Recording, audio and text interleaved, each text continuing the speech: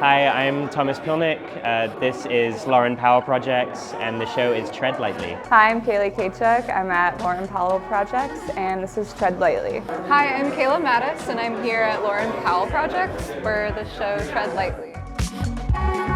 So you were telling me this was a community project? Yeah, so I was an artist in residence at Stoveworks, which is in Chattanooga, Tennessee this summer, and I was asked to do a workshop, and I had been tufting and making ceramics together for a while, and I thought it'd be really fun if I let everyone try their hand at the tufting gun and make a ceramic hand. And so everyone got to kind of like imprint themselves into the work, and then I took all the kind of unfinished ceramics, glazed them using my own techniques and fired them myself, and then fixed the rug. So everyone got a slice of the pie, and the piece is called Wheel of Fortunes. I like that someone, if someone wants to interact with this, they can remove the hands and play on the rug, and still have the hands kind of as a vestige or separate pieces elsewhere. And the same goes with all the work. The Snakes and Ladders Cheat on Me is totally playable. Should we go over to that one next? So you can like roll the die. Two, nice. What color do you want? I'll be green. Green? Which way do you want to go? This way. That way? And yeah, the title of the piece is Cheat on Me. I was a prolific board game cheater when I was a kid. And I thought it was fun to like allow people that expression. It was a way for me to like regain control over my life. And maybe it's like a way for people to like find their freedom when playing. So you could like definitely win in one, if I wanted to like move you up, I'll just move that. I love the snakes. Thank you. Yeah, the ladders. Yeah, they're all like fun. expressions of my identities. I'm originally from London, England. My family's from Brazil.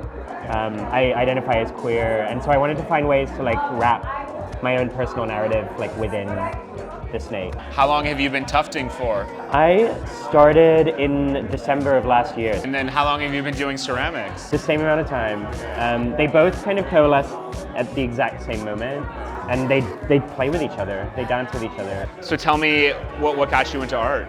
I feel like I've always been into it. My mom in London had a series of career changes as my parents were going through a divorce, and like looking back on it now, she was just kind of like going through this cycle of like finding herself and landed in art. After the divorce, we lived in this like really fun apartment in London, and before she had a physical space, I remember when I was like 8 or 9, I would like have a glass of like red wine above my head and just like walk around our little apartment shows, passing around wine. And I think like that kind of exposure therapy, I was just like, this feels so good. Yeah, so this is actually like oven baked clay. Okay. Yeah, it's really hard to get like 3 dimensions in glaze, so I just like thought of a solution. But this is like Mom's bag. It's a Prada replica of like the Galleria bag that I used to like steal money from. Inevitably I'd get caught, but there was something comforting still about it, which is why there's still like that embrace in my mom's red nails and the things that I remember and I'm clinging onto.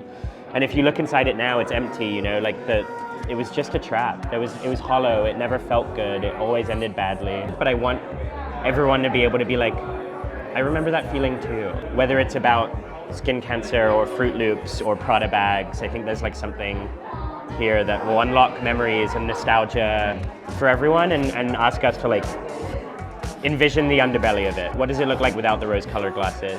What can it actually teach us about ourselves? I don't think I've ever seen something made like this before. Yeah, I started off in graphic design, and so I was always really inspired by like animation and cartoons. And so upon realizing that I can't really stay focused on a computer and programming, I was like, okay, I like to be involved with my hands more, and so switched over to textiles, and ever since I've just like kind of deep dove into embroidery and kind of reference painting a lot with it. So yarn painting is how I like to describe it, but it's machine embroidery. Tell me about how you make these. So I have a quilting machine that I feed yarn through that couches over the yarn. So basically every line is stitched down and it's on an axis, so I can kind of dance around the machine to create them. But I start off with like a single layer of felt, and I draw my kind of outline, the cartoon, just with like a Sharpie or like any not dried up marker in my studio. And I just do one sketch on the ground, and then and I don't really let myself edit it because I think part of the like stream of consciousness is important in my work. And so I take the one drawing and I kind of just go with it, and then I put it on my machine and pick color intuitively while I'm working. So I'm just picking and pulling my colors of yarn as I go. But I mean, they're all based off of narratives from, you know, core memories growing up on a lake and things like that.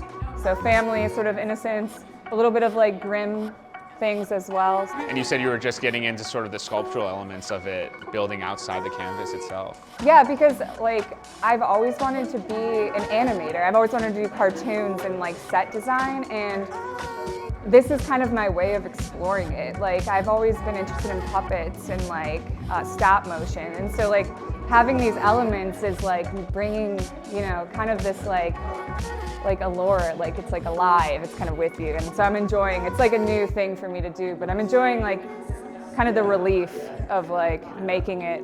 And like all of my works are signed with a number. So like this one has 9,853. And then like this one is 9,873. And so And that's the name of the piece? That's not the name of the piece, but that's kind of how I sign them because it's the day that I've been alive, like when I finish it. So like I'm counting kind of the days that I've been alive. And it's a way to like chronologically tell the work, but also just like so I can stay like a day at a time on top of my stuff, so yeah. What is the name of the piece?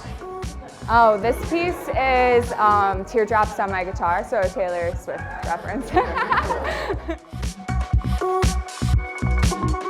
How do you make the cat? So I use these big looms. So I make all these digital drawings, and then those drawings get blown up to scale. And basically it's called a tapestry cartoon, which is like this technique that's been used for hundreds, if not thousands of years. And you put that drawing behind the warps of the loom, which is like the vertical strings. So it's kind of this guide to work with. So like there's a lot of spontaneity once I am working on them on the loom with like how I bring in materials and different textures.